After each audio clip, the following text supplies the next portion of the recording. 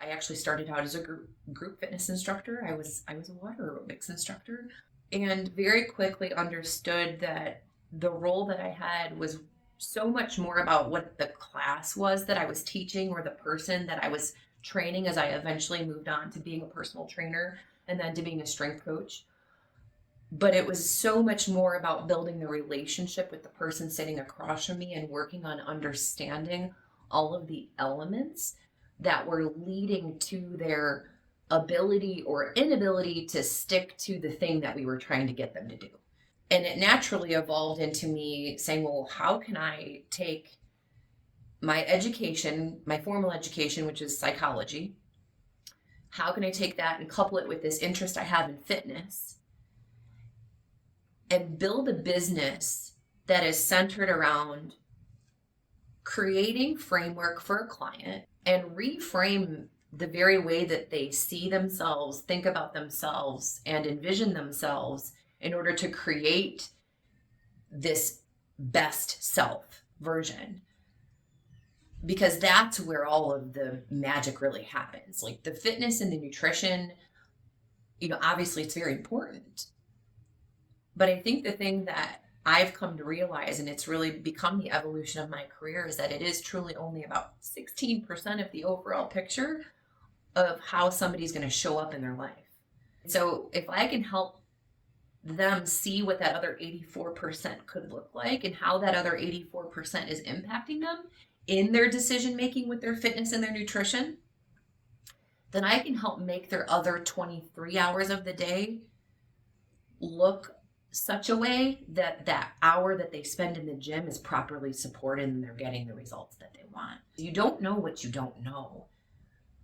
And to be able to do it in an environment where my client feels heard, they feel safe, they feel an air of compassion and an air of understanding.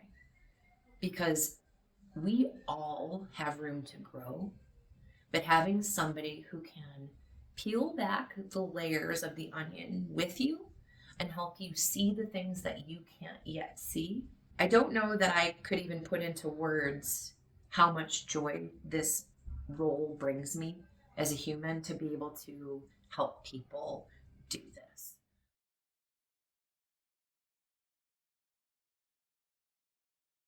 So obviously we have their physical health, which is going to be the person's physical body, the way that they nourish their body with food, the way that they move their body with exercise. But then we're going to have their mental health. We're going to have their emotional health. So mental health being cognitively, how are they actually thinking? Are they thinking clearly? Are they processing things clearly? Emotional health, how well are they able to receive and process emotions appropriately? We're going to have their relational health. What does it look like in their support system? What kind of relationships are they maintaining right now? And what do those dynamics look like? We have their environmental health. So everything from what is in your physical environment as to like toxic substances, household cleaning items, personal care, to environmental health being like the emotional environment of wherever you are day to day. So you might have an emotionally toxic work environment. You might have an emotionally toxic home environment. But that environmental health is a really key and crucial component. Existential, which is quite arguably maybe the most important of all six, because the existential health are understanding your purpose and why you're here and why, when you open your eyes each morning, why it's worth getting your feet to the floor, why it's worth getting yourself in a position with your health to be at your best. If you know your purpose and you understand your why, that aspect of existential health can really drive home all the other areas.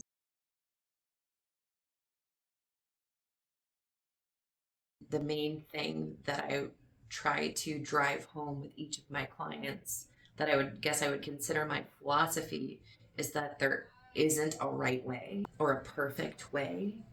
but there is a best way for you. And if we can uncover what that best way for you looks like, then you're in a win-win situation.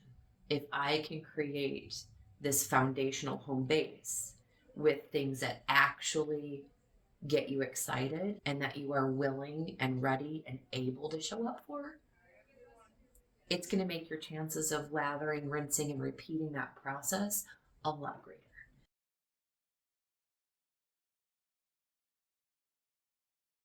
Well, if you know me, I'm going to twist this and I'm going to turn this one back around, because motivation is only necessary in the absence of habit. And motivation is going to be lost when decision fatigue has been reached. And that decision fatigue is a daily thing that is titrated based on your stress level. It's titrated based on how you're feeling physically. It's titrated even on what season of the year we're in. And learning what your personal capacity for decision looks like is really a big part of being able to maintain motivation. And creating better habits is a big part of not needing motivation. And so if I can do both of those things with my client, again, I set them up for success and put them in a position to understand the mechanism of motivation versus to continue seeking it.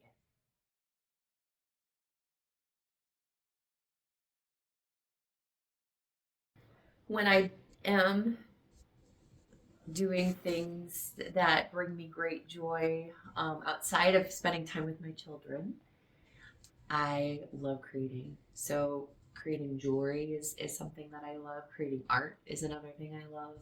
But anything where I can be in creation mode, I think that is something that maybe a lot of people don't know about me, but I'm very artsy.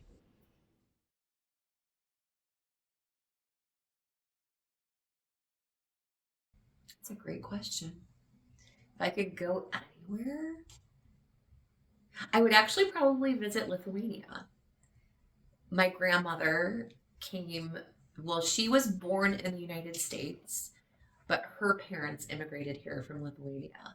And I've always wanted to go back and be able to experience the area where my great grandparents grew up and to be able to see it. So that's one of my big goals. And I've heard it is very beautiful there. So it is on my bucket list.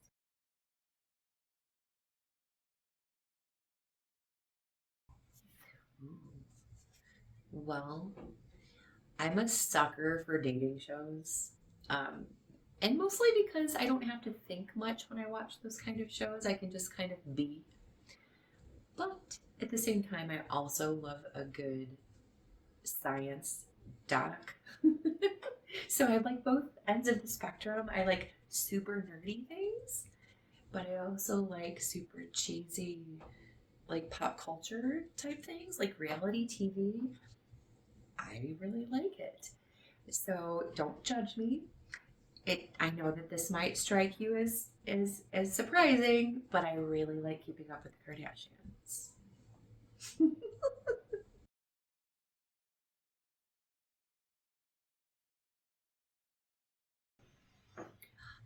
I think that initially I come off as a lot. I have a big personality. I am loud. I am very friendly, and that can be for some people a little too much. Um, but I think that people might be surprised that I'm quite the opposite of that when you get me one on one. And I'm much more subdued. You're going to get much more this version of Sarah versus, like I said, the character, like I talked about earlier. When you're a trainer, you kind of learn to play a character. And I feel like as that person who used to be out on the floor 24/7 and training clients, I had built a bit of a character around myself that was a little larger than life.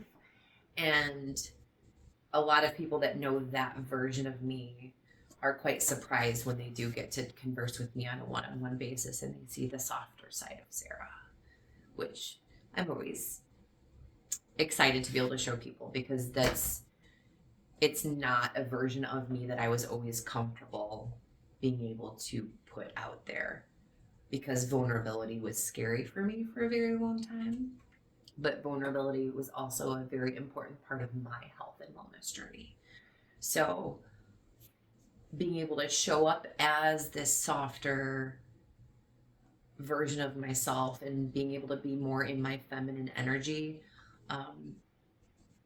if anything, it shows how much I've dedicated myself to practicing the things that I teach my clients.